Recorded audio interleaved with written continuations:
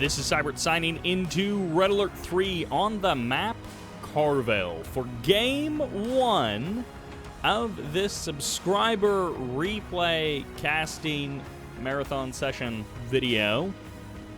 And in the top right-hand corner of Carville as the Orange Soviets, this is Otocon20.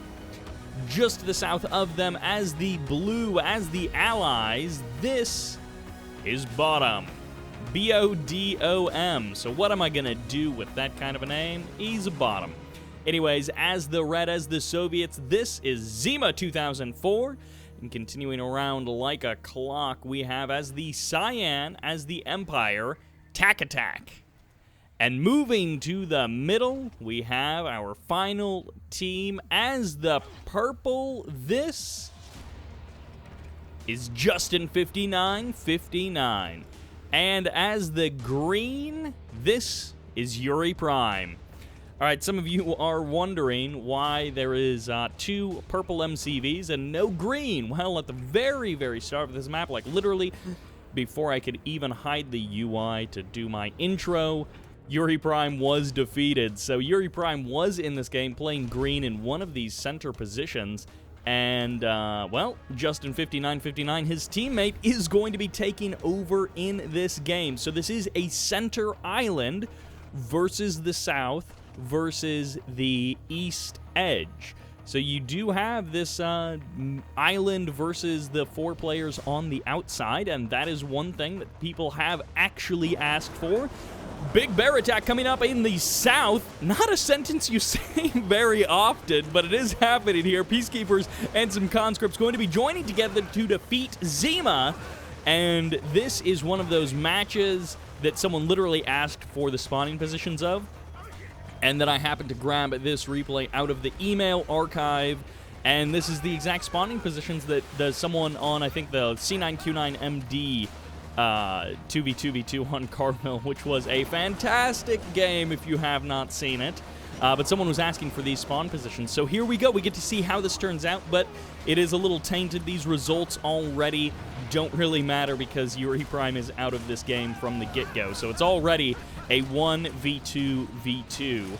But one player's got double MCV, and we'll see how that works out with 4 refineries right out of the gate, double airfield, and a barracks up here with an expansion coming up relatively soon. 1 oil derrick has not been grabbed, but 1 bridge has been destroyed, and the action starting fast and furious here in the south with Takitak Zima going up against BoDOM and Otocon20.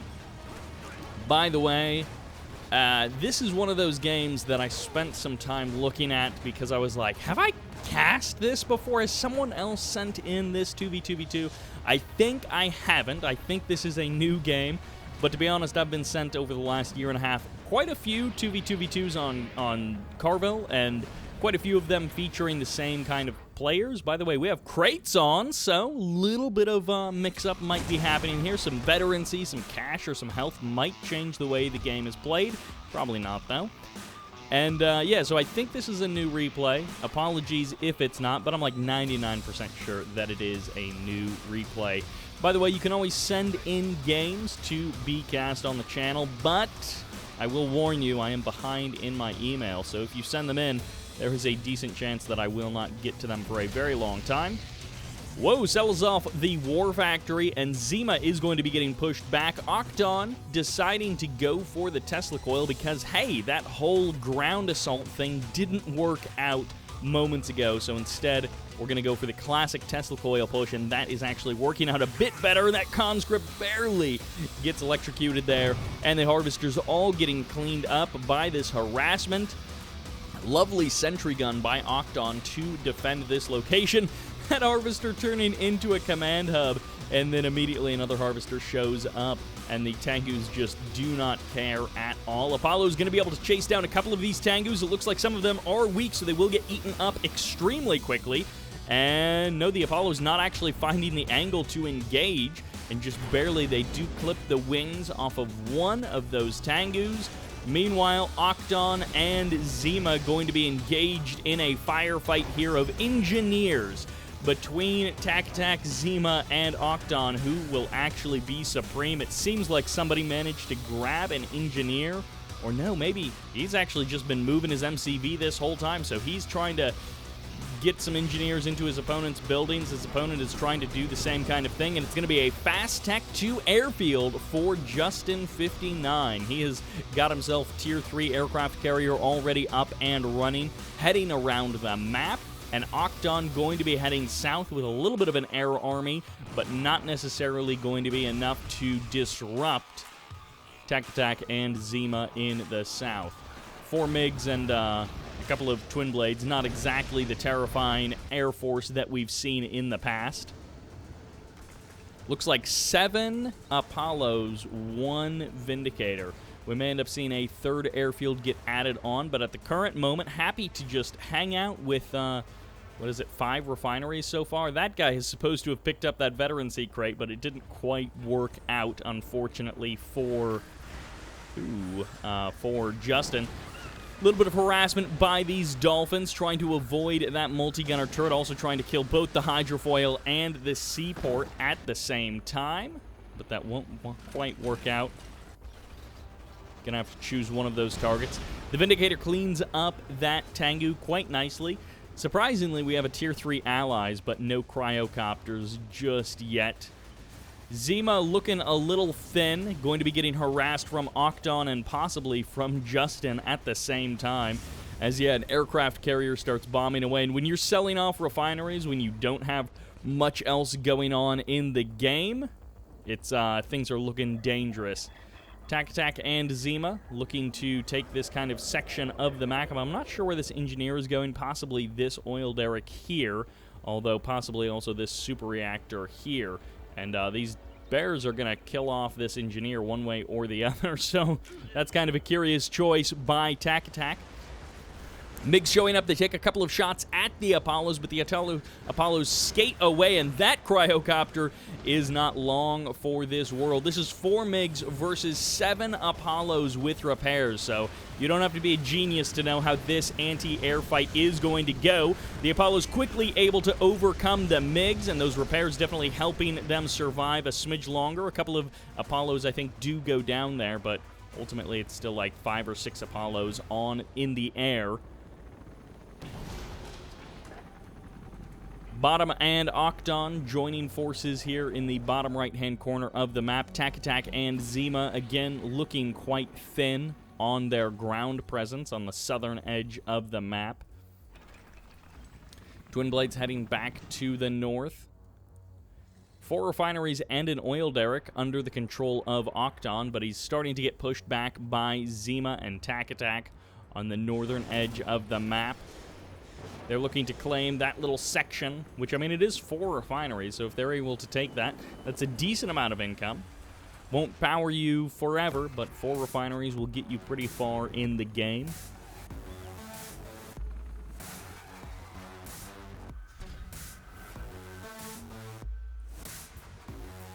Well, the Tesla coil defense is going to be the choice of Octon.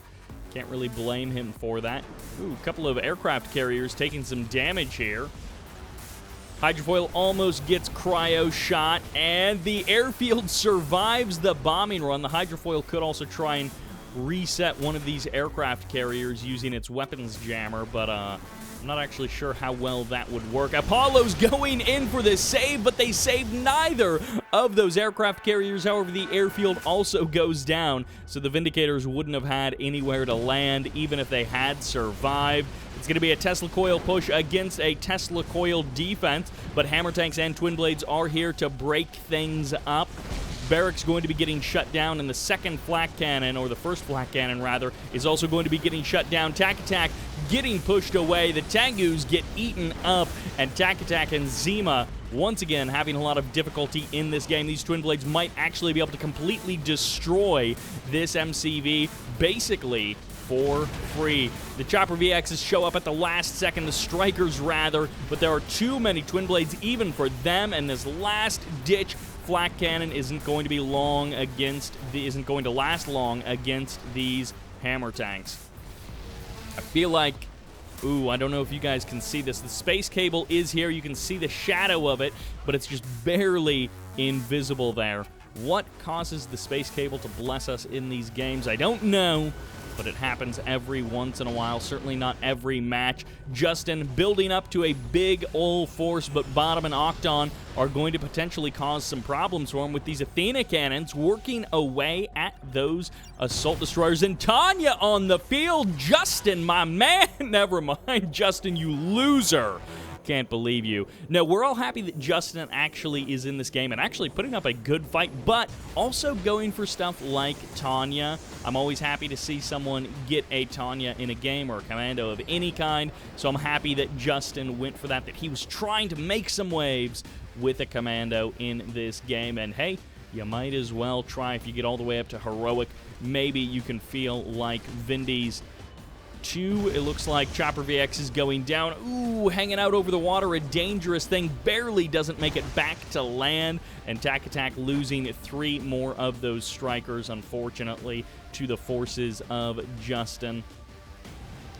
V4 is able to push back this base. Zima utilizing that crane, but ultimately it's not going to last very long when you've got V4s and hammer tanks pounding away at your base. Dreadnoughts may be present in this game. I mean, if we've got V4s, then the hope is alive for Dreadnoughts, but not if you don't have a naval yard. MiGs and Twin Blades. Eventually, Octon, BoDOM, and Justin are all going to clash. At the current moment, these assault destroyers just hanging out. It looks like the Twin Blades are going to be potentially engaging with these aircraft carriers. No hydrofoils on the way. Justin with a limited anti-air response until the Apollos show up, and they're going to go up against the MiGs. Now, of course, the MiGs have superior splash damage killing abilities, but the Apollos are better in a 1v1, so the Apollos take the fight, and the Apollos now going to be able to push away the Twin Blades. A couple of hydrofoils wouldn't be a bad idea either, just so you don't have to wait for the Apollos to fly over. BoDOM getting pushed away potentially as he's got a couple of multi-gunner turrets here, but against the aircraft carriers, they are no match. Aircraft carrier versus a V4, not a fight you see very often, but it is the artillery fight on Carville. The V4 goes down, the missile lands, does a bit of damage to that naval yard, but not enough. Zima and Takitak still in this game again, with very thin presence throughout the map. But if this aggression continues, by the way, satellites getting called down over here. If this aggression continues, then BoDOM and Octon, as well as Justin59, might end up just kind of killing each other. Turns out aircraft carriers do get frozen by that, but the reverse freeze is also here as the Twin Blades able to save some of these Athena cannons. One of them unfreezes and gets the kill on that last assault destroyer, saving his friend. MiGs showing up to try and blast away those aircraft carrier drones, but of course the aircraft carrier is going to be able to rebuild those, but not with the Twin Blades tearing them apart. A couple of Tengus just hanging out in a nice line formation, and once again, if Zima and Takitak were attacked directly by the other teams, they would be out of this game rather quickly. However, they are quite sneakily just hiding in the corner, and they're happy to do that. Although starting to anger Octon might be a bad idea. Going to be trying to shut down that naval yard, stop any potential dreadnoughts from being produced. And at this point, Octon is probably happy to just attack Justin59 and not necessarily go for Zima and Takitak. But we'll see how much longer that lasts. Zima going for the attack against BoDOM, and, well, I'm actually going to be getting pushed away by Riptides and a multi-gunner turret. The Riptides will get the kill on this Akula, so goodbye, Akula. There we go. Finally gets the finishing blow there. And an MCV getting targeted down. Takitak losing his MCV against the Twin Blades of his opponent, but he was nearly able to return the favor. The MiG's going to be trying to hunt down these strikers, and they don't transform. Yes, one of them barely does transform just in time as the MiGs come over this location. and then get pushed away. Cryocopters here in good numbers, and the Apollos eating up almost every single drone before they make it to their target. A little bit of cash just waiting there if you want to grab that. Not that you watching can grab it, but, you know, potentially you could join your own game and get your own cash crate. More V4s, I think, punching down this naval yard. Goodbye, naval yard. So no more aircraft carriers on the north side of the map. And actually, Yari Minisub's going to be harassing Justin 59. He's trying to manage attacks on multiple fronts, and it's possible the multitasking is just not being his friend in this case. The aircraft carrier goes down, and the Apollos will respond. I think this is now up to 11 Apollos, as that third airfield was eventually added on. They will quickly clean up that one striker, but of course, against the Yaris, completely useless. No strong contender for the win. Honestly, Takitak and Zima have done such a good job surviving, you know, spreading out their base and making sure that they can't be killed off too quickly, that they might be able to pull something out. A couple of Apollos push forward, but that's a dangerous game to play against a guy with this many Apollos. Octon starting to move forward. He's got that big mechanized Soviet army, but honestly not that much endgame stuff. Only a couple of V4s and one APOC tank. Could go for the Leech Beam to kill off these V4s. Does the manual kill with just the regular attack. A couple of more terror drones showing up. They get the infect, and that's a lovely little delay by Zima, able to push back those forces. The MiGs just get slaughtered, and way too many Apollos here for those MiGs, but the refinery will also fall as just barely those aircraft carriers able to push back this attack. EMPs coming in, and can they actually shut down the airfield? The answer is yes. The refinery and the power plants as well, as they continue to pound away at these forces. A crusher crane might actually construct in less time than it takes for a terror drone to kill off an APOC tank. I'm not sure how long it takes, but it is actually taking quite a while. The aircraft carriers continuing to hound away at that base, and just barely, yes, by about 25% HP, maybe even by 30% HP, that APOC tank will survive. And oh, those repair drones taking a moment to actually activate. The Apollos showing up. Tanya in the south being protected by the Aegis shield. And Justin has led an elite squad onto the map, and he is going to be able to potentially push Takitak and Zima completely out of this section of the map finally. I mean, it's only a couple of conscripts left over in this part of the map, but they will finally be gone. And then the ground assault against BoDOM can commence. BoDOM at the same time continuing to push into the base of Justin, but only with the aircraft carriers. It doesn't look like he has much more of an assault force other than that. Super reactor goes down, and the explosion goes up. Mirage tanks able to clean up this base. The cryocopters making sure everything gets frozen down first. This one multi-gunner IFV. Oh, the Apollo's flying directly over the air forces, and that is an unfortunate use of that like select all command. One Apollo shows up, a second Apollo, but it's too little against the Apollos of BoDOM, and this Kirov will continue doing damage.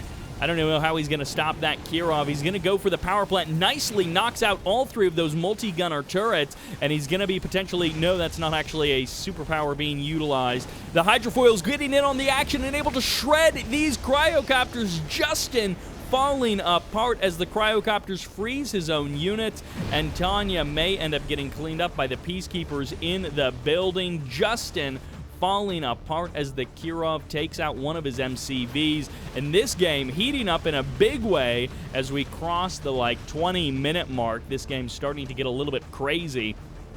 It was a slow start, but it got there eventually, and Justin who had a pretty magnificent attempt at an attack, ended up getting shut down partially by the loop he was thrown by that Kirov. That Kirov doing way too much damage to him, more than he would like. A Bullfrog and a couple of Tengus going to be able to get some kills on these Twin Blades and push them away for the current moment. He's going to be able to jump on the Twin Blade, and there's Natasha actually to help deal with these Tengus. The Twin Blades getting cut down as the Tengus slowly get eliminated by those Bullfrogs, and the Twin Blades trying to juke around those Tengus as the Bullfrogs slowly but surely deal with the air forces. And finally, it looks like everything on the ground has been dealt with except that flak cannon, but at what cost? Takitak now going to be showing up to defend his buddy Zima, and yes, one of the APOC tags actually grabs one of the Shoguns, and that might actually be the APOC that got the terror drone save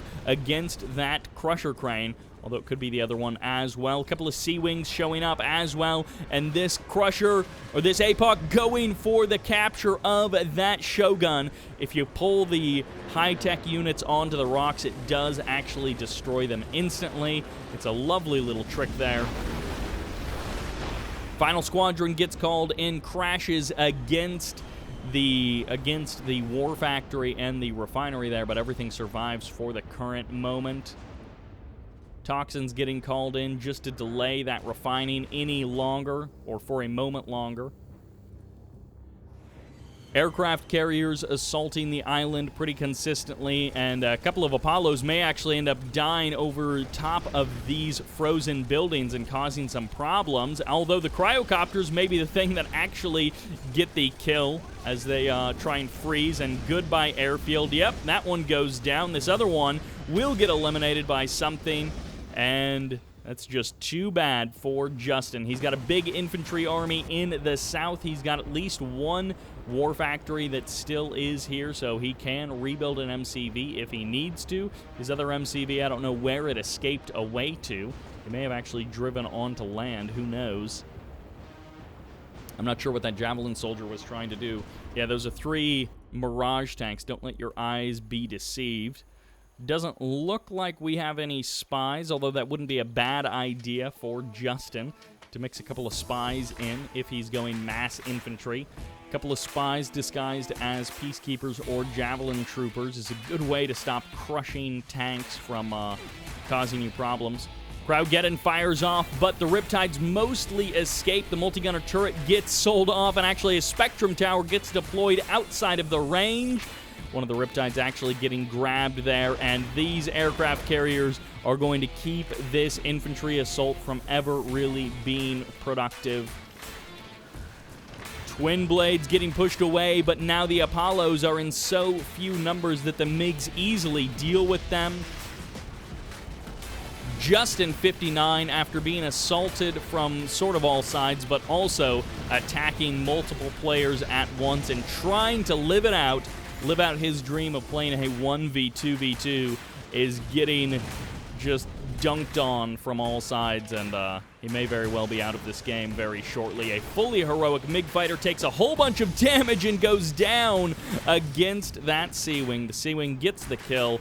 Justin survives for a moment longer, and the Twin Blades have cleaned up a good chunk of this, but not everything. They leave some forces still around the Shogun, doing damage to that naval yard. And in the corner of the map, a conscript survives 1 minute and a quarter on BoDOM's chronosphere, which is in the top of the map. Takitak has been completely pushed out of his main base, and I think that may actually be a good place for Justin to set up. He's got 2 airfields, a war factory, and a barracks. He may actually want to get his MCV out of there, but it is the thing providing the high-tech upgrades to those production facilities. Ooh, Natasha in the north getting chased down by hammer tanks and actually destroyed by Octon. Big props to him for killing Natasha with hammer tanks. That's not something you see very often. Ooh, some more cash is just waiting to be captured. That is one of those things you have to keep in mind. I mean, you don't get a lot of cash from the crates, but it's a little bit, and it'd be enough to get out another harvester if you've got that. Shogun Battleship might get jumped on by these Twin Blades. They got to be careful. It takes a moment for the Sea Wings to surface.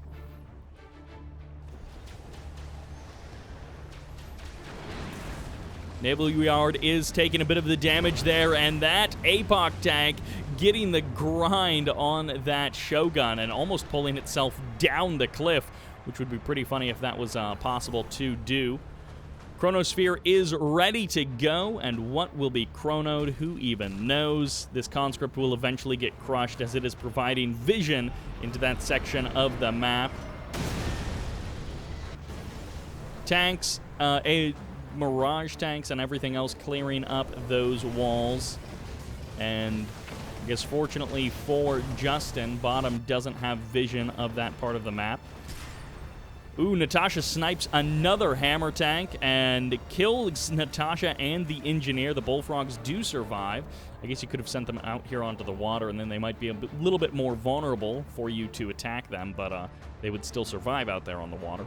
You can chronosphere onto cliffs or buildings to try and get it that way. And the Twin Blades jump on the Shoguns, and they will get the kill just barely, but it will cost 1, 2, 3 Twin Blades. The Bullfrogs taking some shots at the MiGs, and the MiGs do manage to escape.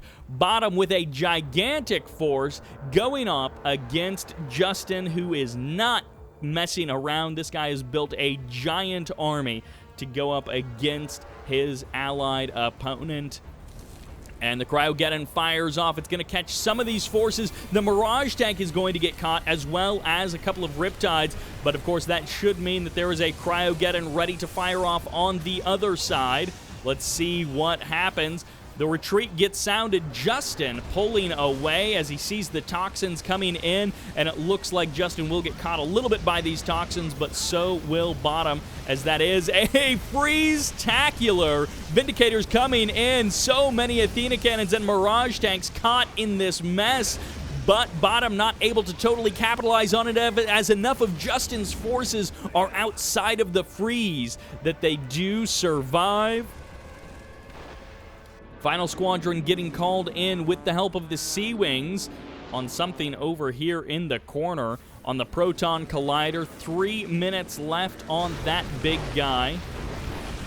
And they're going to do a little bit of damage, but not a lot. Sea Wings coming in.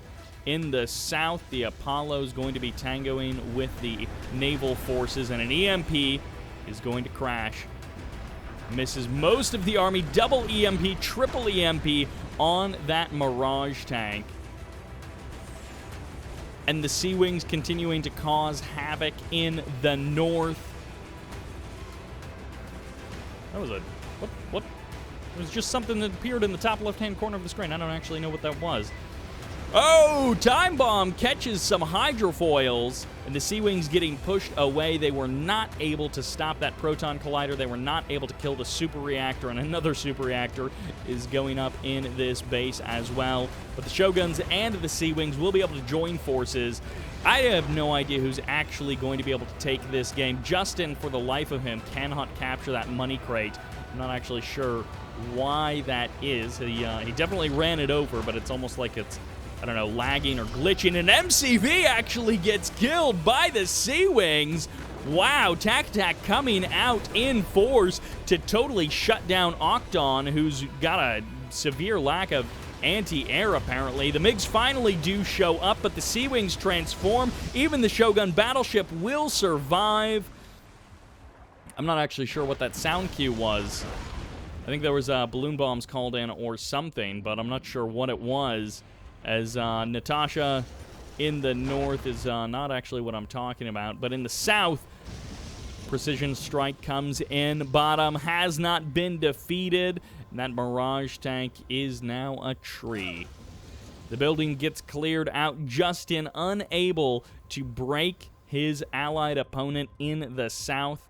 The APOC tank could actually grab this Naginata cruiser. Some people like me to say Naginata, which is the correct way to say it, but it's more fun to say Naginata, because it's like you strap a sword to the front of your ship, and then you cut other ships to ribbons with your sword. It would make a lot of sense. Actually, I guess that's basically what the with the Shogun Executioner. I mean, it's using a giant sword. Well, 3 of them. That's a fun mission. Anyone that you get the Shogun Executioner is a fun mission. Natasha kills, I think, a single multi-gunner turret, which is, you know, not often that you see Natasha killing a multi-gunner turret like that. And Natasha can indeed use her abilities from buildings, which is something that's pretty cool to do, but not something you see very often. Airfields getting eliminated by the aircraft carriers of BoDOM. Sea Wings coming in for a pass. There's only one Bullfrog, it looks like, and Natasha actually doing some damage from this building as the Sea Wings try and deal with everything else, and actually every single Bullfrog gets eliminated by those Sea Wings, so they need to kill the rest of the production facility soon as a Cryogeddon fires off. Doesn't catch very much, but the V4s are going to try and deal with those attacking units from Zima. Onto the ground goes BoDOM with a fresh MCV to take over Justin's old base, and Justin's still fighting it out in the bottom left-hand corner of the map. Octon has his own problems to try and deal with as we've got...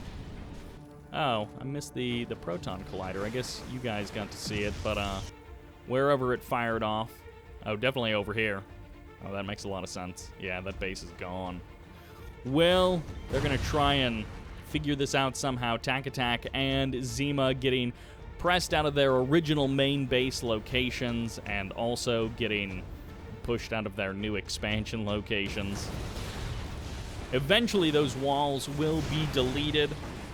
10 seconds left on the chronosphere, rather. And the bridge collapsing, I think, just killed an aircraft carrier, which is not something you've ever seen. And if that indeed kills an aircraft carrier, I'm actually very happy about that. Cryogeddon fires off, and it looks like Justin is going to be able to catch some of these units. Wait, is that actually his cryo? He's not moving. Oh, it's a time bomb. Cryogeddon time bomb combo.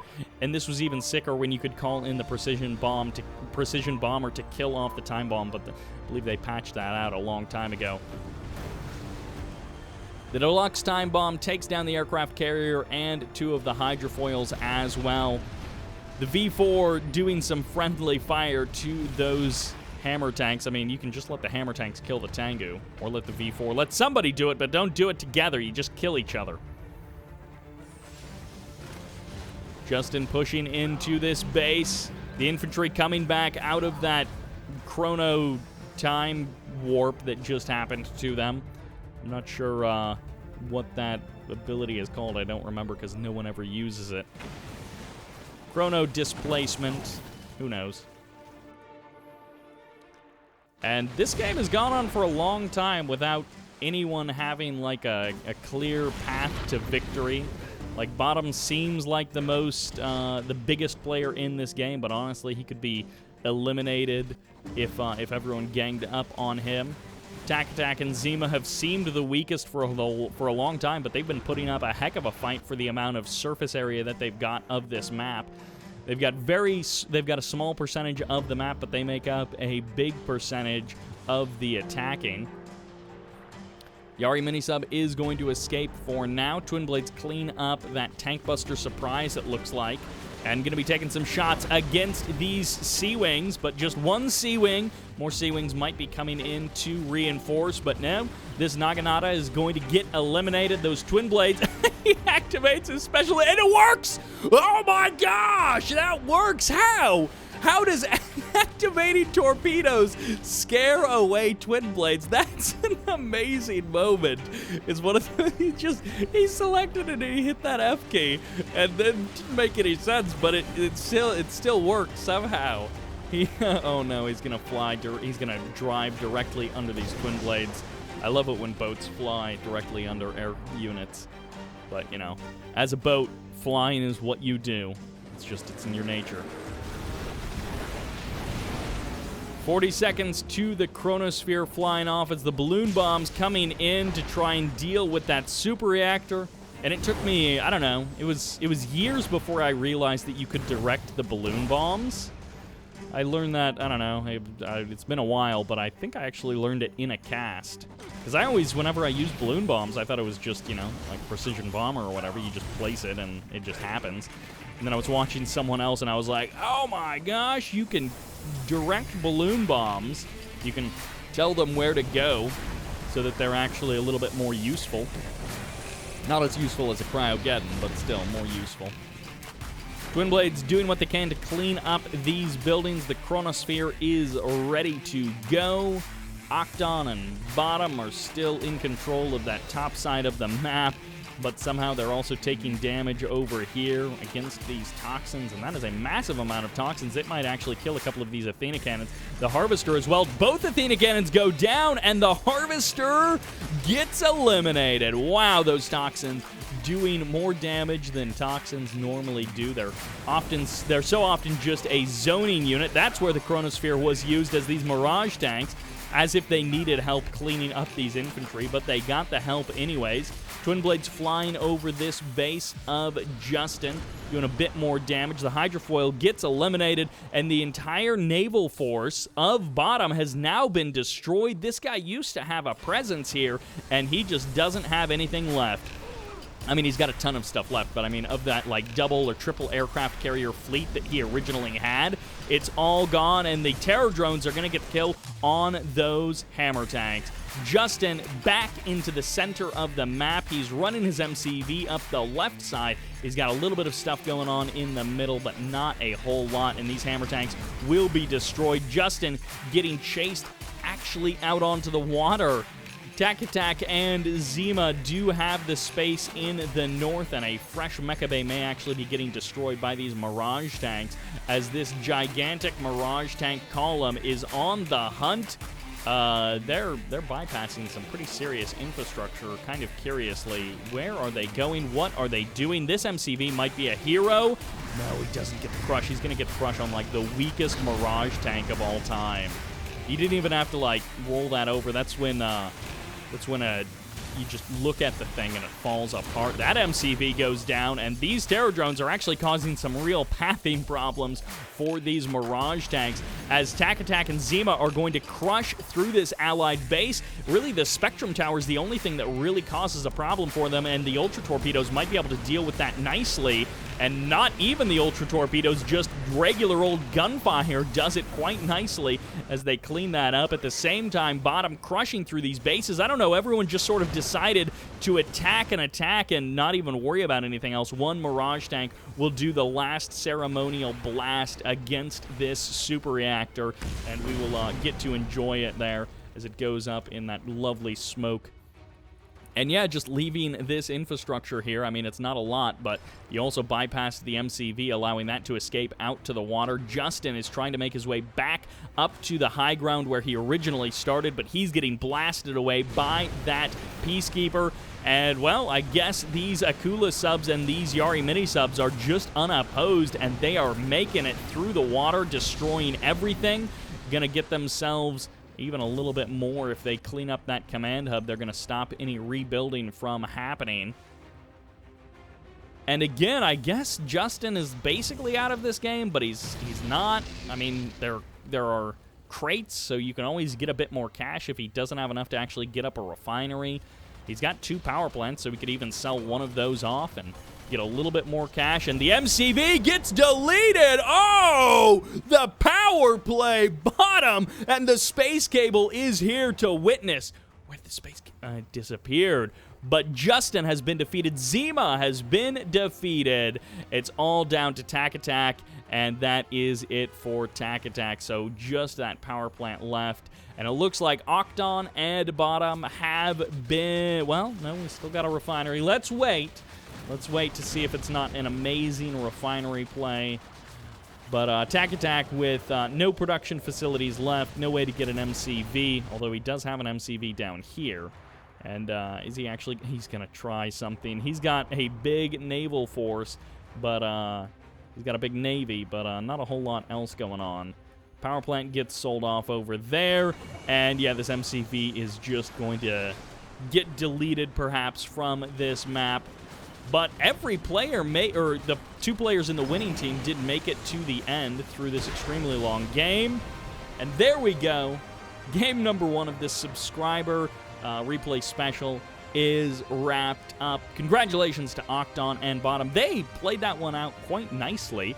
It took a while. Justin, I thought he was going to come through. He had a lot of momentum early on, but he was never able to get off the island, which, I mean, hey, it makes a lot of sense. But Takitak and Zima also doing a really good job of joining forces and surviving for a long, long time. Everyone playing quite well in this, but ultimately that will do it for this game. Let's jump into the next match.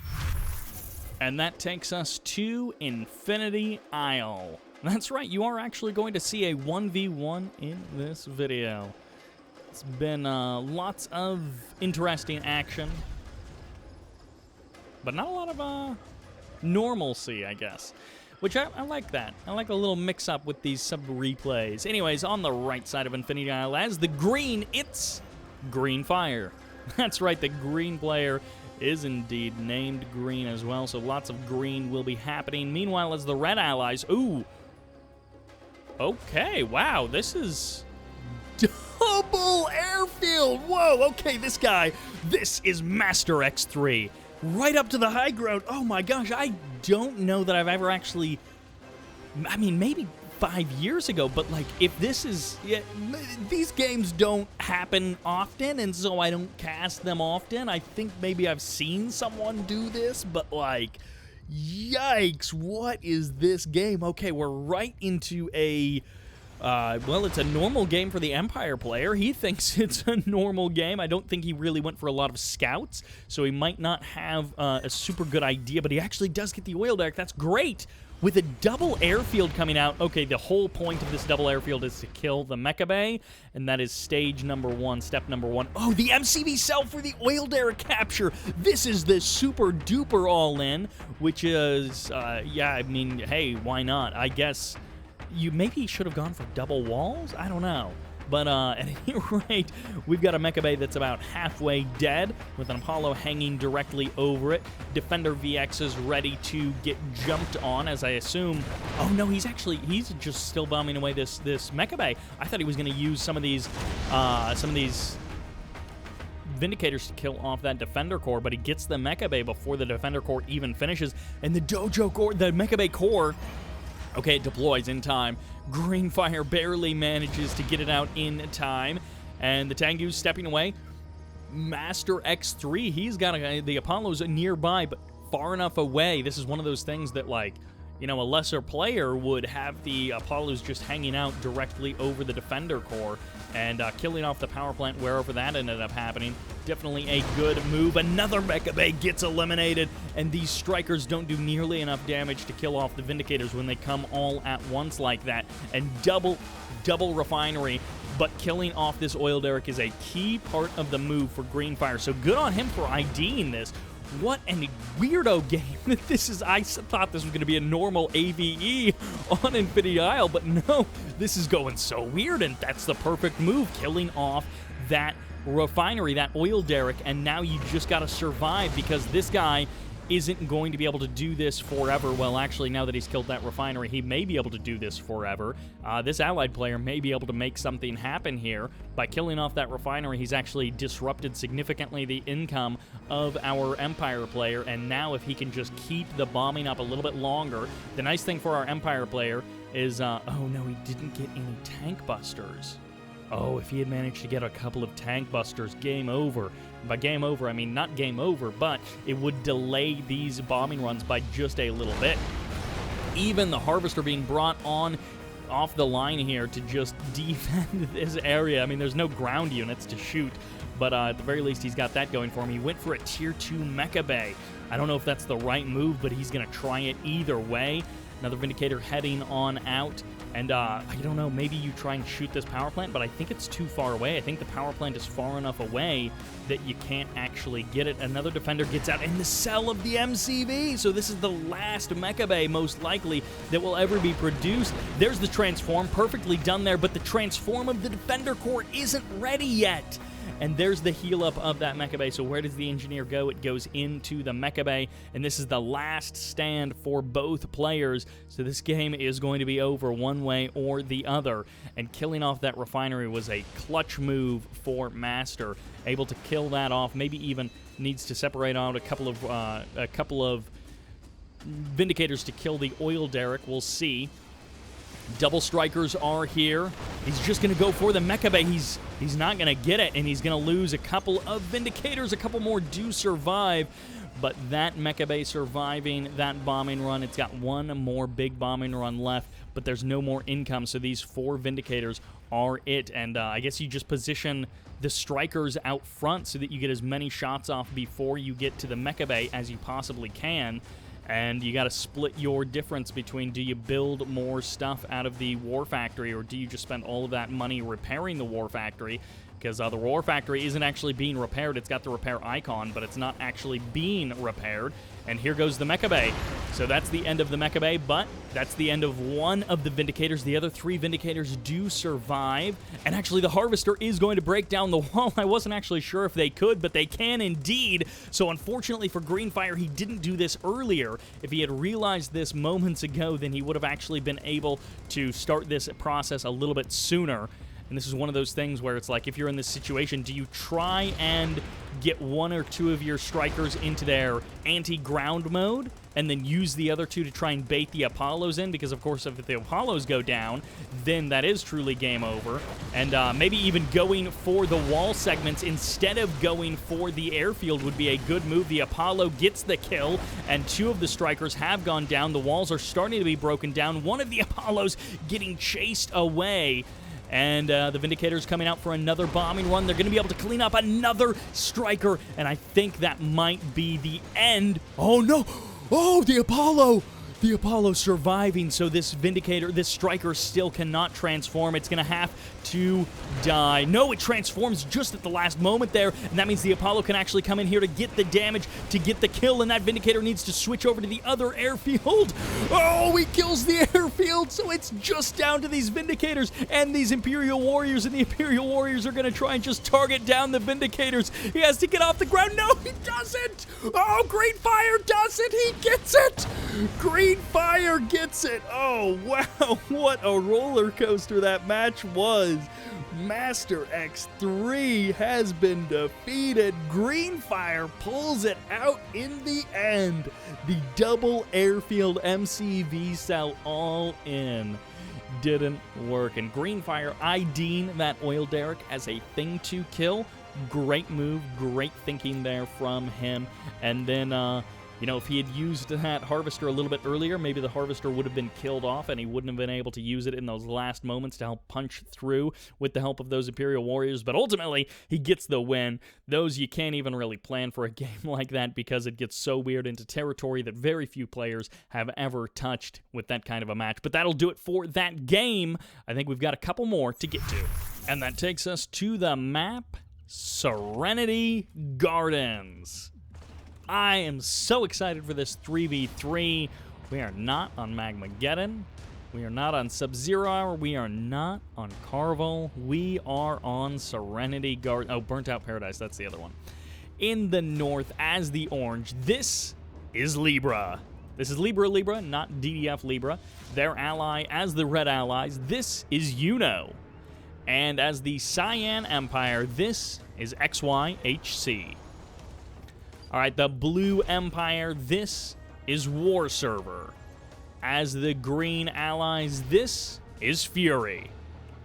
And as the Yellow Allies, it's DutchArmy.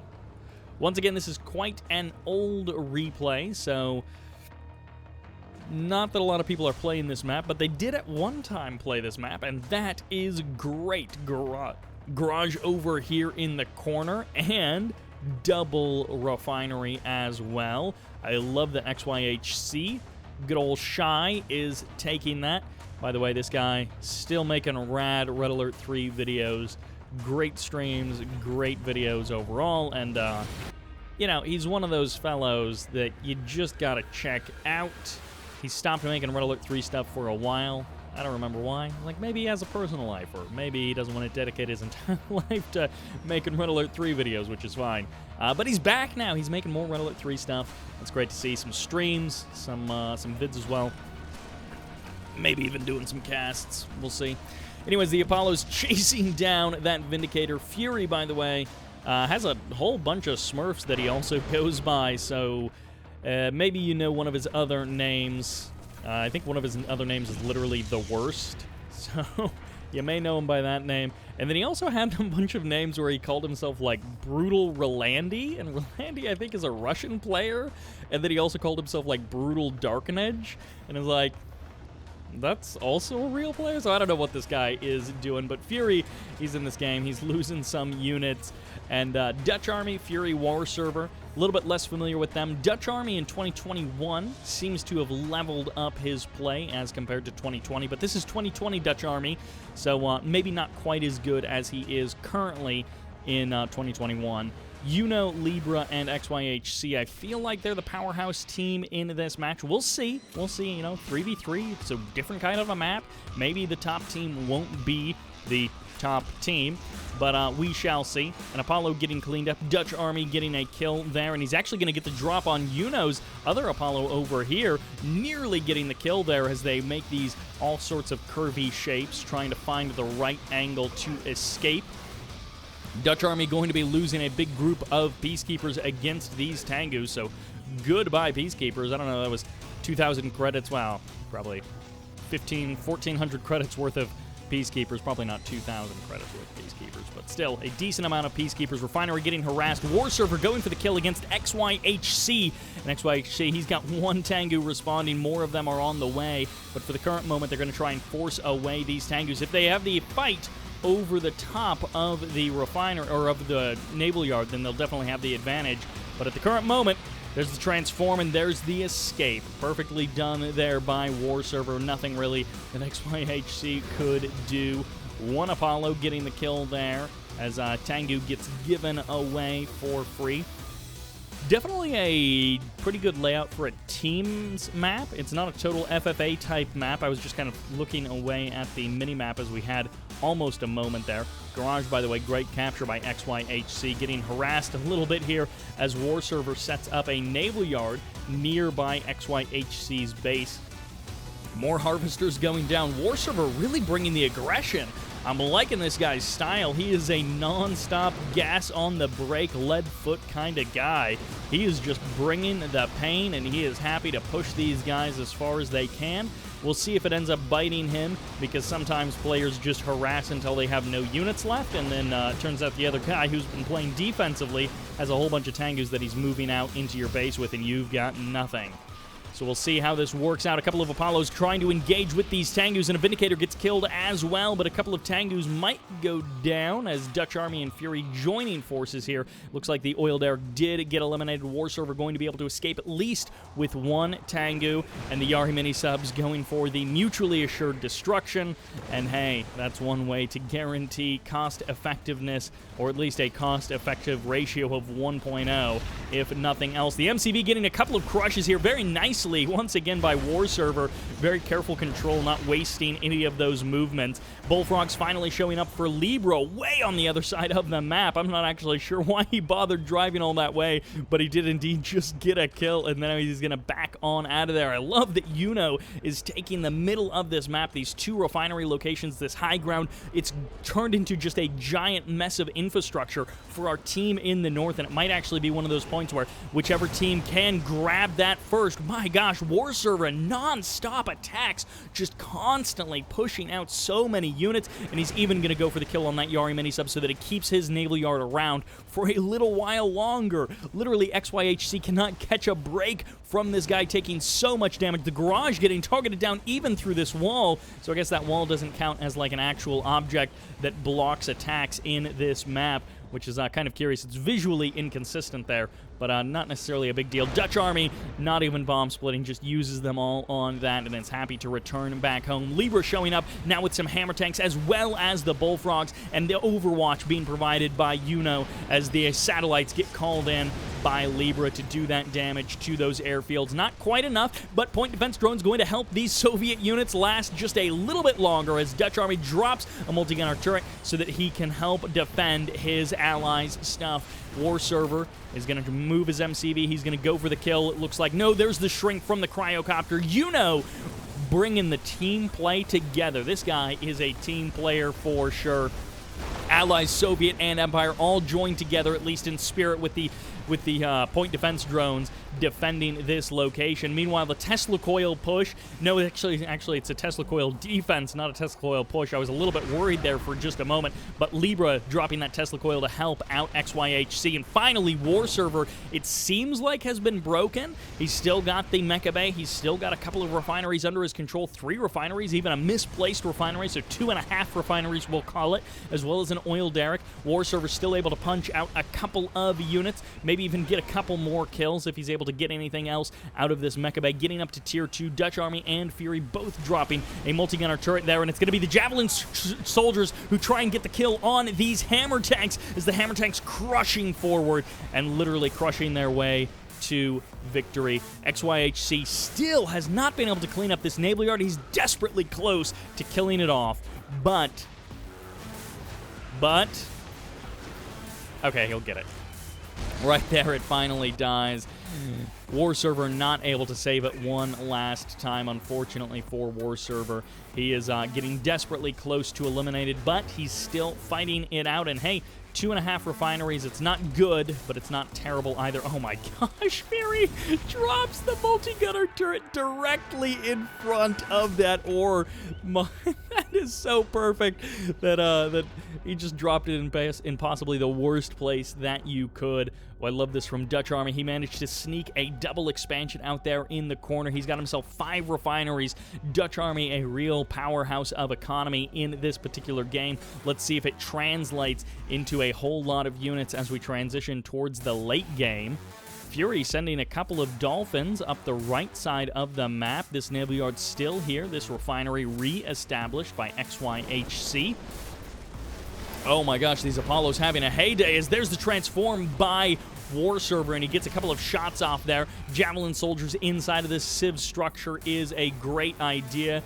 And I mean, this is a tall building to have in Red Alert 3. MCV heading out to the water as these Dolphins may finally get targeted down by these Tengus. We shall see. This ore refinery getting dangerously close to being killed off as a fresh Yari mini-sub shows up for the defense of this refinery. XYHC barely surviving there as this Athena cannon is going to start to work away at the armies of Fury and DutchArmy, but DutchArmy has his own plan, a plan of harassment. We'll see how long this Harvester survives, but it looks like one Harvester going down. DutchArmy going to be able to clean that up quite nicely, but a cryo shot fires off against his infantry forces on the front line. And do you go for the harassment, or do you try and keep your front line alive? He's letting the auto attack do the work for him, and that means he's going to be losing those forces as YuNo moves to the low ground. Fury and DutchArmy both trying to mount some kind of a defense, but will it actually work? They're trying to push YuNo back up onto the high ground, but YuNo has more Athena cannons than this guy has Javelin soldiers, it seems, as still this refinery standing up, but not for very much longer, as once again the Tengus come in for the stopping of that harass, and barely that Dolphin gets it! He gets the kill on that refinery. XYHC again cannot catch a break. That constant harassment truly keeping him down. WarServer stomping around with so many of these strikers, just waiting for an opportunity to jump into the air and do some real damage on the ground. But that's up to the cryocopters. It's up to the cryo shot as DutchArmy comes in for another pass against Libra, trying to shut down this orange Soviet player. Athena cannons hiding away from this assault destroyer. Ooh, there's the shrink down, so this assault destroyer not going to be doing nearly as much damage, and it will take a lot of damage from the Javelin soldiers, from the Peacekeepers. Wow, that Athena cannon actually survived that moment. Props to that Athena cannon for surviving. YuNo popping the Aegis shield, which actually didn't do a whole lot there as everything just closed in the distance and did the damage to the Athena cannon anyways, and the defense was good enough to keep that Athena alive. XYHC finally striking out on his own to do his own damage. He has been for so long just a participant in keeping himself alive and trying to stabilize, but now he's actually going to be going on the offensive in a pretty major way. Something getting cleaned up in the south, and the mass harass, utilizing these Tengus to go for the harvester kills of Fury, and Fury going to be pretty much offline mining for the next couple of minutes as he deals with these Tengus in his main base at his expansions, and even this Yari mini-sub that we've seen killing off this dock. Crowd blast firing off, and these Mirage tanks going to be able to push through this little corridor. Where does it lead? It leads to the other harvester, or the other refinery of WarServer on the low ground, and some of the infrastructure of Fury. Crowd blast going to be firing off, but it mostly catches the Peacekeepers, and there's plenty of extra Peacekeepers where that came from, so YuNo is going to be all right in this sense. But WarServer with more units, where does this guy even come from with all of these units? The strikers get jumped on, and that means these tsunami tanks are undefended. This guy somehow doing so much damage with so little. His MCV got killed 100 years ago, and he's still been putting up a heck of a fight. He's been keeping the fight on the side of the north, and he's been bringing the fight to them in a pretty major way. He's almost going to get this super reactor. He's not, but he's almost going to get that super reactor, and that in itself is a pretty big deal. The MCV tried to go for the crush, but DutchArmy is going to get the kill. Oh, Libra with that MCV move was not a good idea, as it looks like YuNo's army completely out of position to defend this. He's off killing DutchArmy, or Fury, but at the same time, DutchArmy is blasting through this high ground, middle of the map expansion, javelin soldiers, Athena cannons, and Mirage tanks just cutting through this base. So it's a little bit of a base trade, but DutchArmy, or Fury, might be losing more critical infrastructure. We'll see how far this attack in the middle of the map progresses, as DutchArmy is just slicing and dicing his way through absolutely everything. Twin Blades showing up for Libra to help support this onslaught, and you're going to try and circle around the south side of the island, and actually these Twin Blades managing to jump on that MCV. A good find for Libra, is back in the north. The army marches on, but it's going to be XYHC who tries to strike a balance of defense, and it's not going to work very well for the first moment. The strikers do manage to get away for the current moment. The MCV almost surviving the juke of when you redeploy your MCV. It breaks the attack command that anything has been given, because now it's considered a structure and not a unit.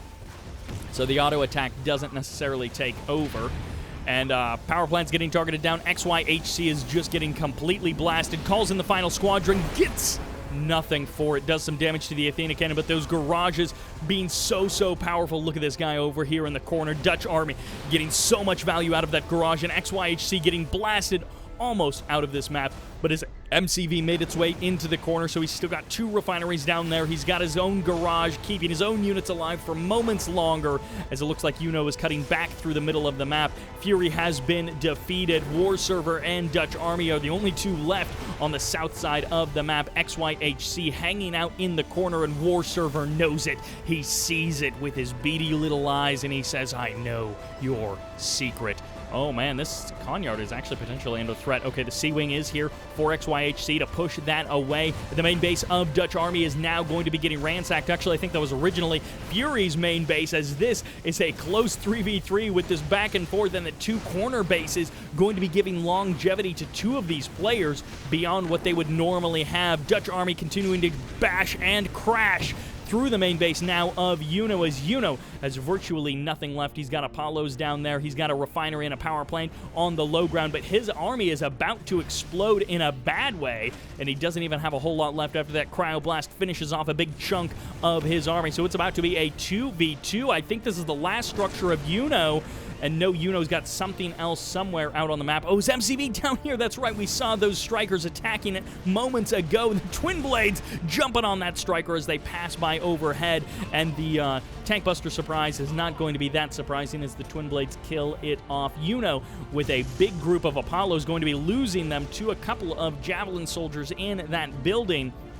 Dutch Army, with such a powerful army in the northern half of the map, still crushing through everything that everyone has. He's killed almost 3 players by himself, but he couldn't have done it without WarServer and Fury, who did a phenomenal job of holding the line and harassing in their own right. They just don't have the powerhouse plays of Dutch Army. And Dutch Army, this guy showing some good resilience and some good game knowledge, and just like, he's paying attention, he's making the right moves strategically and tactically, and maybe we've seen him fumble a couple of times here, but overall, he's made a lot of right decisions. His macro seems to be on point, and his army control overall is certainly more than good enough to do the job, as you see him just continuing to blast through everything that the team in the north has, and it's going to be coming down to who can survive out here on the water. WarServer has 1 refinery eliminated. A 2nd refinery down there got killed off, and it looks like he must have an MCV at some point. Yeah, okay, he did rebuild that MCV, so he can actually just re-expand over here to Fury's old base. He's still got 20 grand left in those refineries. XYHC has a Shogun battleship cutting down this War Factory 2 Shogun battleships, as Dutch Army looking to converge on the southern corner of the map, or I guess the southeast corner of the map, since, yes, there are 2 southern corners of the map, but not in the way that matters. Only one of them actually has anything. Striker VXs with their purple rockets, when fully heroic, doing so much damage, and going to be able to kill off XYHC's building there. I guess Libra got eliminated at some point. I missed the actual call on the bottom left-hand corner. Yeah, these rocks, don't let them deceive you. These funny-looking rocks and trees kind of out of place, although that tree almost mirrors the real tree on the other side of that garden path. Ooh, Shogun battleships getting eliminated. XYHC, no match for the powerhouse player of Dutch Army, and Libra, YuNo, and XYHC getting pushed to the absolute limit pretty much by Dutch Army and WarServer, at least for the last couple of minutes. Apollo's getting some free kills against these strikers, but the MCV goes down anyways! The Naval Yard survives. YuNo has a chance, but how much cash does YuNo actually have? I think the answer is not much. XYHC has been defeated, so XYHC giving away his income to YuNo. XYHC, I think, had no MCV, and nope, that's it. Dutch Army! Look at this guy. He was powerful in 2020, and I just didn't know it. I've been sleeping on Dutch Army, and I didn't even realize it. This guy, I've seen him in team games and 2v2v2s in silly matches, but he is showing some great skill today, and this was a great game on Serenity Garden. Such an entertaining match to have in the subscriber replays showcase. So thank you all very much for watching. I think we've got another game to get to. And that takes us to Pool Party for another 2v2. Hopefully this one will be a little more full-featured than the last. In the top left-hand corner, someone who's mostly probably smurfing, but this is the Blue Soviets, is Host AFK. And their teammate in the south as the orange, this is ledauphin, which I feel like is one of those names. Ooh, triple ref opening for ledauphin. I feel like that's one of those names where someone has told me in the past that it's a word in a language that's not English, and, you know, it means something, and I always forget that stuff, but I always appreciate when people let me know. Eventually, I'll try and remember. As the red allies in the south, on the right side of the map, this is Horst35, and as the green in the north, this is Otocon20.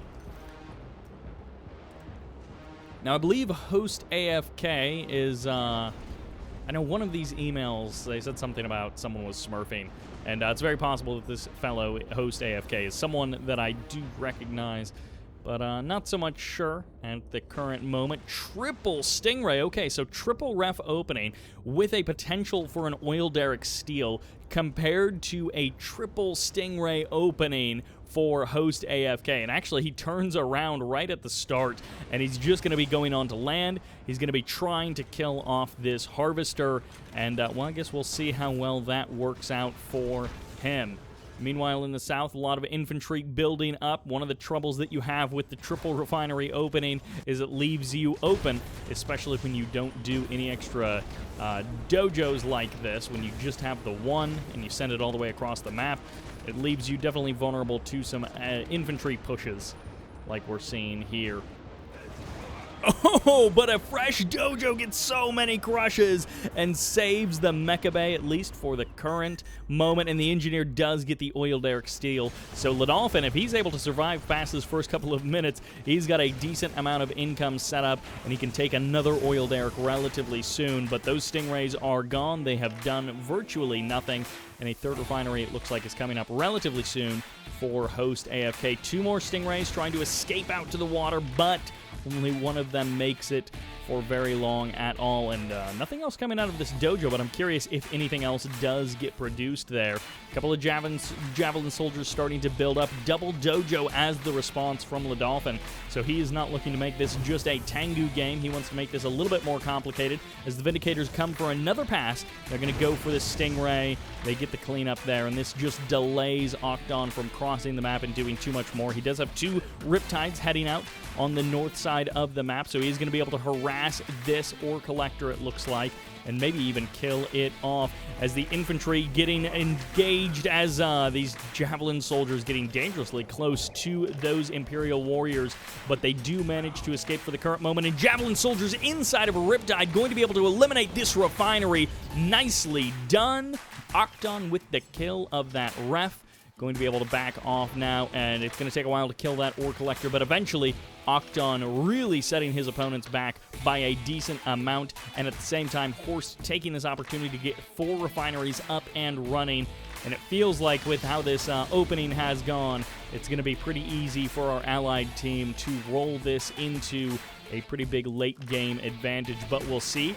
Big group of Tengus heading out, and I guess the downside is, I didn't realize this, but he actually got nothing other than those 4 refineries. I assumed he had a war factory or something, or at least an airfield to push this with, but he just went 4 refineries, no production facilities.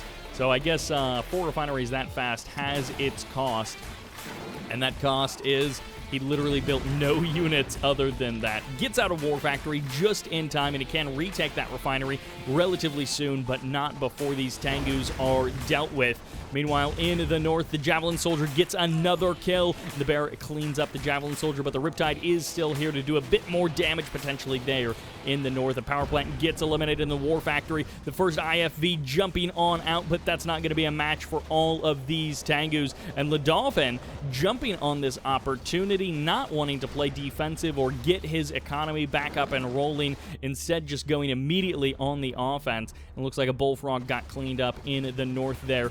This Conyard under attack. Finally, the multi-gunner turret is back up and running. You really want those multi-gunner turrets. He built one out here on the water, so he was clearly expecting there to be some kind of naval forces at play, and Horst managed to get up that multi-gunner turret, but then of course he had to sell it off for the cash and rebuild it here on land. So Horst making some mistakes in his execution here, and it looks like host AFK calling in satellites on the weakest Riptide you have ever seen, but that is what you gotta do to kill off that Riptide, and he doesn't even save the refinery. The Tengu's getting point defense drones, and they will be able to deal with that Riptide and get back to killing that refinery. Oil derrick may eventually be taken back over by Octon, it looks like. Third refinery up and running. Fourth refinery active as well. Octon ready to go into the mid to late game with his 4 refinery economy and potentially his oil derrick as well. Horst making some oversteps, but the Tengus have not been able to kick him down, and he's got up to tier 2. He can take this third refinery back and kind of land on his feet if he's able to ever stop these Tengus from just cruising around his base. Extra multi-gunner turret gets deployed by Octon. Low power for just a moment, but he's back up and running now. And this is the downside of the allied MCV. That build radius is so limited when you move the MCV for the expansion. Bullfrogs heading to the south. Tengu's trying to break down this area. One Apollo going to be engaging with this Tengu, but a second Apollo shows up to help get that kill. 2 IFVs could be dealt with. There's the big transform, and the Bullfrogs are going to clean up the Vindicators and the Apollo, it looks like, as the multi-gunner turret getting a couple of extra shots off here, and ledauphin choosing to fly over so much allied airspace, going to be taking damage in the course of another Tengu or 2 going down, a third Tengu, and these Apollos just cleaning house before they finally get eliminated by the last pair of double heroic Tengus. War Factory up, 3rd Refinery up, 4th Refinery potentially going to be taken here by Horst, and now I feel like would be an opportunity for him to think about taking that 4th Refinery now that he's actually got a couple of Guardian tanks. He's mostly dealt with the Tengus, although once again we have this real problem where the Tengus are causing far more problems than you would think they would be causing with these 2 allied players. Javelin soldiers are getting pushed away, and the Tengus just constantly healing up every time they are damaged a bit there. Refinery back up and running. Host AFK looking to potentially move into this center island or center ground position between the 2 northern spawn points. There's the transform. The Apollos will get the kill, and well, that's the end of those Tengus. So let's see what ledauphin has been able to do besides that. He has done not a whole lot, although I don't know that this is a force that you can really kick down the front door with. We'll see. There's tank busters coming out from that dojo, as well as these Tengus going to be able to target down the IFVs, and more walls going to be preventing these Guardians from actually killing off this refinery. The Riptide as well gets cleaned up, and yep, well, that was a close attack there, almost getting the refinery, but ultimately not actually getting the kill. I'm not sure how they were attacking that refinery, if one of those wall segments is just like glitched a little bit or something. Vindicators making more bombing runs, and the Apollos stepping forward, and now Horst has kind of done it again. He threw away his entire army instead of playing a bit defensively. He threw away his entire army, but he's got a barrage tank, so that much is going for him. If he can clean up those tank busters, maybe he can work away at the Tengus with the help of those multi-gunner IFVs. There's the transformer for the Tengus to escape, and the Tengus trying to deal with that multi-gunner turret, but not able to do so quickly. The Bullfrogs, for one reason or another, just hanging out next to that multi-gunner and absorbing that bit of damage. This hammer tank is sort of still in range instead of leeching it from a little bit further away. One multi-gunner turret down. The other one is now deployed. Ooh, moving in with just 2 Mirage tanks. Again, these really small forces. I'm not sure what Horst is trying to accomplish here with these itty-bitty forces that he keeps moving out with. Octon, on the other hand, still sitting at Tier 1, but he's about to potentially have a 5th refinery plus an oil derrick, which would be pretty fantastic if he was able to get that kind of eco, but he would need to, at some point, drop something other than 2 airfields to get some units on the ground so that he doesn't have to always return back home for more ammo.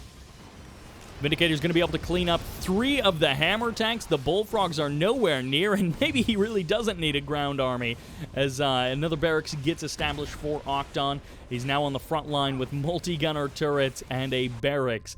And, well, his aircraft are going to be running support, so as long as he can keep the Bullfrog numbers down, the flak cannons down, he's going to be able to keep eliminating those hammer tanks pretty much until the end of time.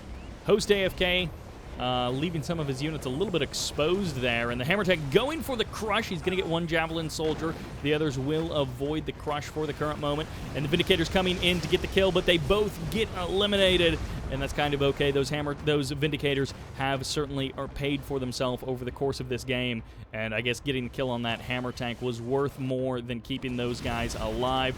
Mirage tanks coming out sort of one at a time. Horst giving away so many of his units, and now he loses that refinery once again. Horst drops another multi-gunner turret as the first one gets eliminated on the edges of the defense, and now even the War Factory is going to be under threat as these Tengus and these tank busters make short work of that Can this last Mirage tank pull off the miracle defense? No, it doesn't save the War Factory. It doesn't save itself. And now the MCV is going to be getting pushed back.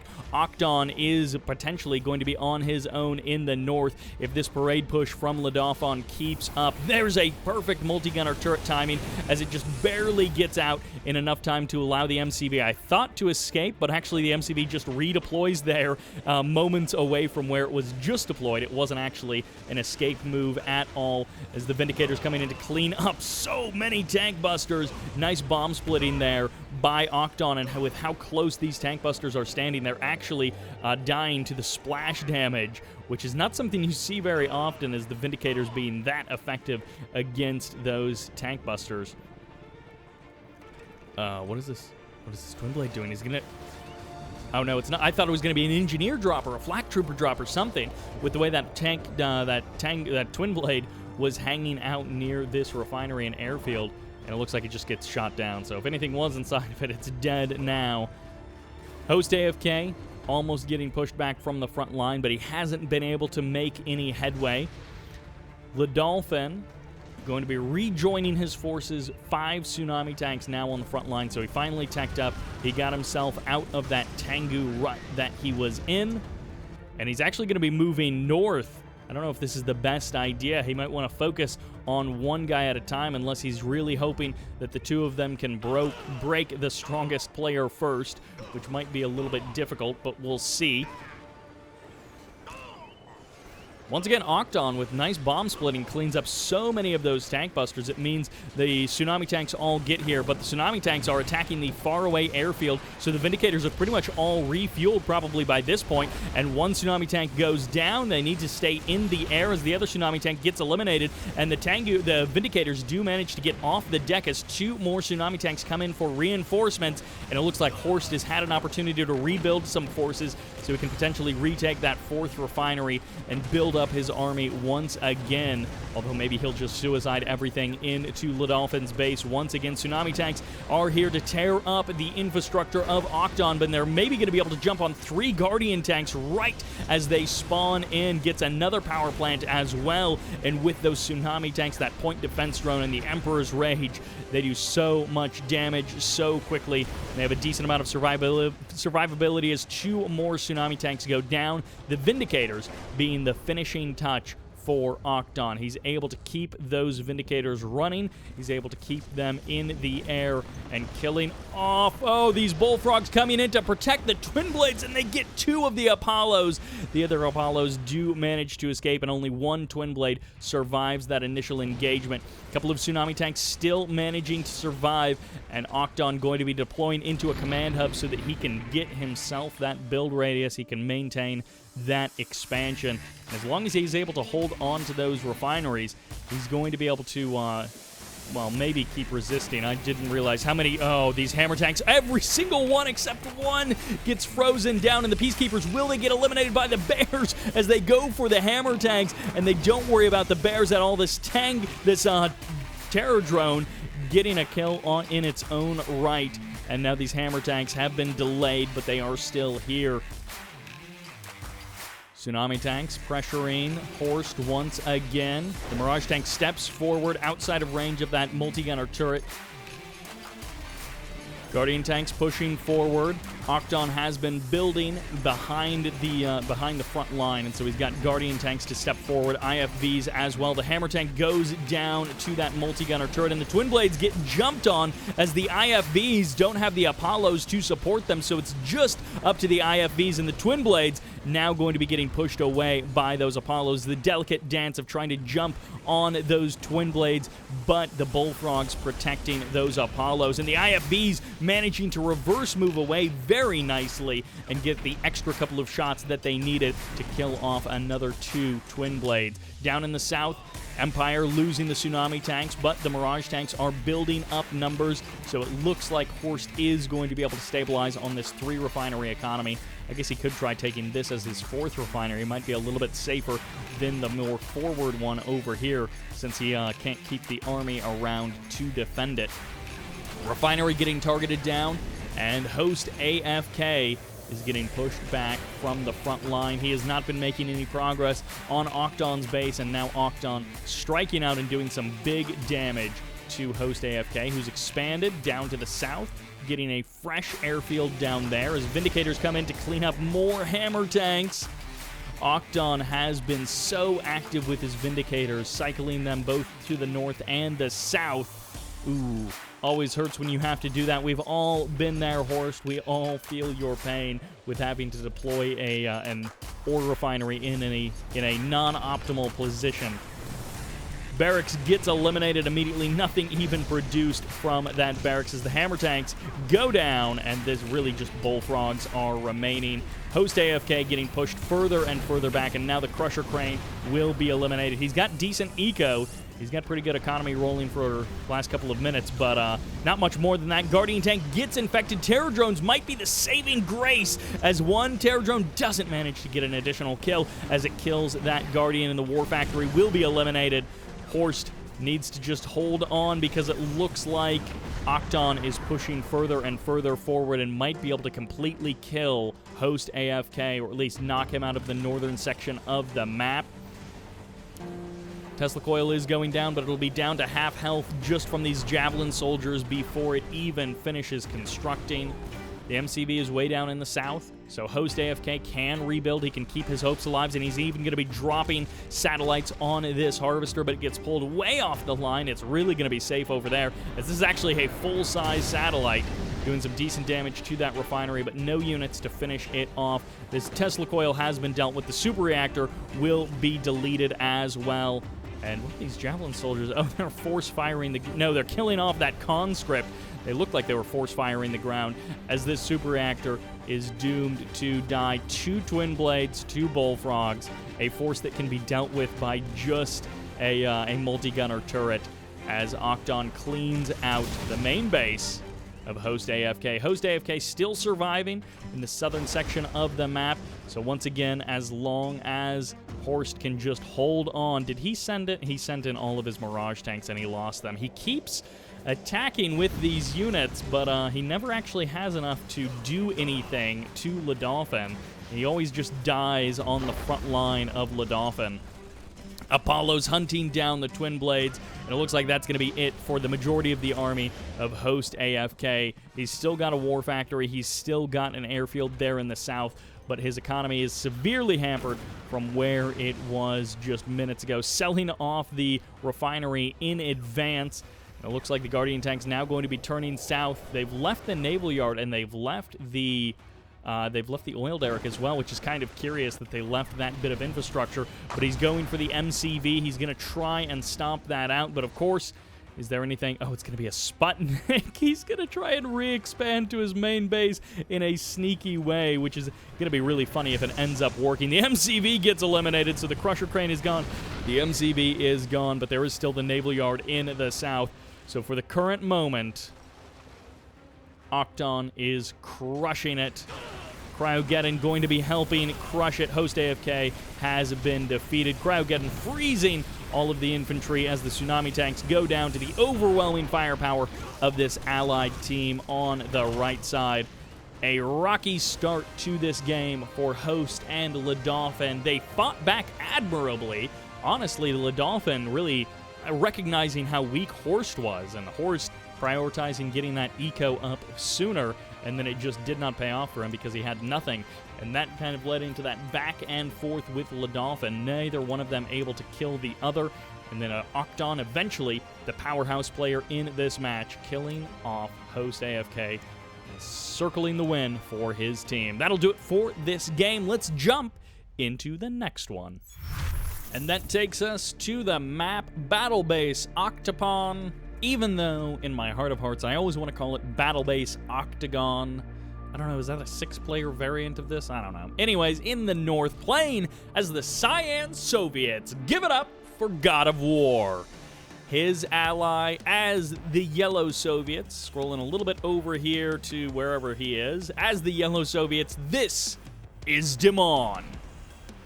That's right, Dimon and GoDofWaR joining forces as a double Soviets team. Now, in the south, as the red, this is DutchArmy. and his teammate as the purple. This is YuRiPrime. Now, keep in mind, this replay is a bit old, so we do get to see GoDofWaR, who's someone that I always like to see, and it seemed like near the end, I don't know, middle of last year, maybe towards the end of last year, GoDofWaR playing a lot of random, so that's pretty neat to see, someone branching out and playing a little bit more random. Of course, everybody does it sometimes, but GoDofWaR seemed to be doing it regularly. So we've got double Soviets versus an Allies and an Empire team. Dimon is one of those players that he is pretty consistently been the best in the game for the last couple of years, but he also will have those games where he gets dunked on or just about gets dunked on by someone who he would normally beat in a flat-out game. And sometimes people in the comments refer to those as drunk Dimon games, and that may very well be a fair way to characterize it. Of course, I don't know that he's actually drunk, but he is playing not like his regular self. So sometimes Dimon is, or most of the time Dimon is like the best in the world, and then sometimes he gets beat by someone that he shouldn't be getting beat by. Dog coming in for the Scout, Super Reactor, and Airfield, both coming up, and this is actually before War Factory, so already a weird match coming out here for Dimon. The reposition of the MCV for a more forward War Factory position. I quite like that. The Super Reactor super segregated from everything else, or rather separated, with lots of space so that explosion doesn't do much if it ends up going down. DutchArmy having a pretty good showing in For the Win 77, putting up some good games and having some spectacularly bad luck in a couple of places. But ultimately having a good showing for himself, and we get to see him here. Now again, this is maybe a year old, this particular replay, so this is not necessarily going to be the same DutchArmy that we saw in For the Win 77, which if you haven't seen that, definitely go and check out that video after this. It's a big old 4 hours of Red Alert 3 1v1s, and it is fantastic all the way through. By the way, I don't remember if I said, but there are chapter markers in the description, so you can look at each game, you know, the setup, and I'll put a little recommendation as to whether or not I think the game is worth watching. And so that way, if you just want to jump into a couple of quick games, you can use the notes to do that.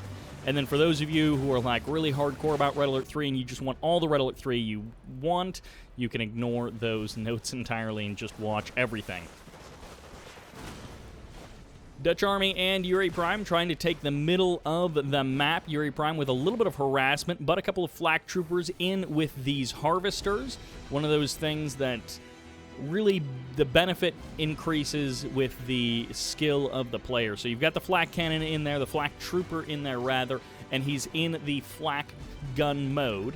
And then as the Tengu lands, you switch him over to the mine mode and you get the kill on the Tengu. But if you're like me, you don't realize that the attack is happening, and then the Tengu just kills the flak trooper when he transforms. So that's one of those things where the good players are able to differentiate and get more value out of that flak trooper than the bad players like me. So third refinery's coming up for everyone, it looks like. Oil derricks as well getting grabbed, and perhaps we'll see some fourth refineries get grabbed up, or some players will try and just exist off of 3 refineries. Looks like DutchArmy already happy to take a fourth, and a potential fourth here for YuRiPrime as well. Tengus and choppers flying around the map, and okay, a Tesla coil pushing from the low ground. This is a curious thing, and this is sort of the kind of stuff that I'm talking about. The fact that this is Dimon's play is definitely a little bit suspect. One MiG just lands barely in time there, and Dimon, for whatever reason, I mean, he's not got 4 refineries, but he also doesn't have a war factory, and he's going for a Tesla coil push against DutchArmy. So a curious set of decisions there. He's going to unpack his MCV a little bit far out, maybe drop a naval yard and try and get some forces out, but this is going to be a short-lived MCV. Tengus and Apollos are here to guard away the MiGs, and I guess that's it for Dimon. So He's got an airfield, he's got a barracks, and yeah, I think this is maybe drunk Dimon playing. Whether or not he's actually drinking is another matter, but this game kind of just turned into a 1v2. So we'll see. I think this is maybe not going to be the best game from here on out, but we'll see what God of War is able to do. Final squadron coming in, going to be able to take down that reactor, down in health at least, not actually kill it, but the bullfrogs all go down, and Yuri Prime is going to be able to kill off the airfield, so that's the majority of the production gone for Dimon. And Dimon is still in this game. He's racking up some more cash to eventually hand over to God of War. A couple of Apollos tangoing with those twin blades, and eventually they will be going down. And, oh, barely the barracks does survive, so Dimon is going to try and stick around in this game for a minute longer. The flak cannon here from God of War to try and keep him in the game a bit longer, but this barracks gets targeted down by the Tengus, and it will eventually be eliminated. Even the Tengu is going to be potentially getting up close and personal, yeah, to make sure that that honorable discharge does a bit of damage to this barracks. And desperately trying to get the kill with this last Tengu, but the repair might actually be enough to survive, and yes, the barracks does survive. Dimon managing to pull that out for at least a couple of moments longer, and he's going to be converting this flak trooper into mine mode so that he can drop some of those magnetic mines on those tanks. The tank's starting to get eliminated by this double gun hammer tank, and somehow, some way, Dimon and God of War making this defense happen for the current moment. It does seem to be coming to an end, and God of War going to be showing up with his own barracks to try and extend the length of this defense a little bit more. MiG gets a couple of shots on those Tengus, and desperately, Yuri Prime is willing to commit almost everything to killing off this barracks, and that is it. Dimon and God of War have been defeated, so yeah, not even a good game. Someone sent this one in because they got a kill on Dimon, but that was clearly not a full power Dimon. So that'll do it for this game and for this video. So those have been some subscriber replays that people have sent in. Again, I'm a little bit behind on the email, but forgive me for that. However, we're going to be jumping into more subscriber replays in the future. Thank you all very much for watching. I hope you enjoyed it, and this is Sybert signing out.